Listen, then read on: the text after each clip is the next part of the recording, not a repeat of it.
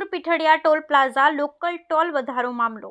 Pithadiya toll પ્લાઝાએ એકાએક સ્થાનિક વાહન ટોલ ચાર્જમાં વધારો કરી 1.5 ગણો કરાયો હતો ચાર્જ.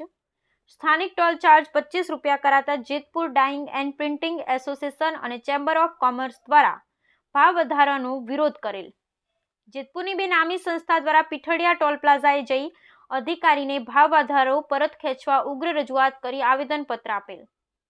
જેતપુર ડાઇંગ એસોસિએશન અને ચેમ્બર ઓફ કોમર્સ દ્વારા ભાવ વધારો 24 કલાકમાં પરત ન ખેંચાય તો ઉગ્ર આંદોલનની ચીમકી ઉચ્ચારેલ.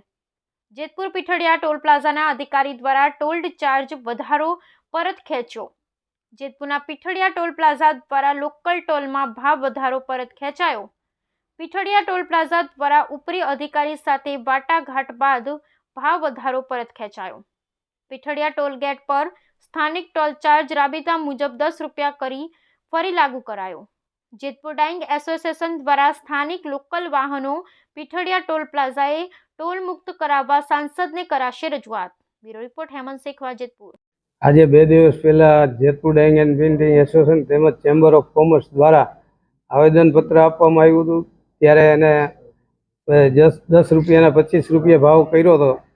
એના માટે અમે ગામમાંથી ફરિયાદ હતી એટલે અમે ત્યાં ગયા હતા અને આવેદનપત્ર આપ્યું. ત્યારે એ લોકોએ અમને 24 કલાકનો ટાઈમ આપ્યો હતો કે અમને ટાઈમ આપો, જે જૂના ભાવ પાછા કરી આપશું.